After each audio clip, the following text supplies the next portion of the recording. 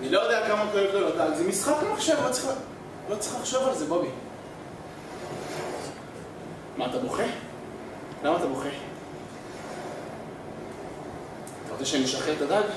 זה יעשה לך טוב, אז הנה, אני לוקח את הדג, תופס אותו מפה, ומעיף אותו לתוך המים, בסדר? לא, אני לא כועס עליך, אנחנו עושים פאן, זה הכל. נכון?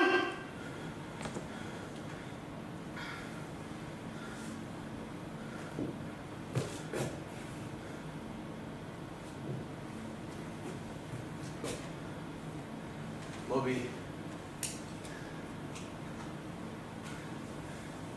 אני לא רוצה שתתבייש בגלל שבכית. טוב? אני לא אתבייש בך, לא משנה מה תעשה. אתה יודע עוד משהו? אתה יודע שגברים הם כל הזמן בוכים, אני מבטיח לך.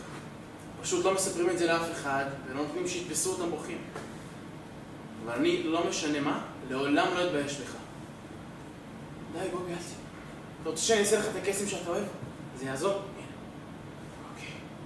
יואב, לוקח את הטבעת, שם אותה ביד הזאת. והיא נעלמה. רגע. יופי חמוד.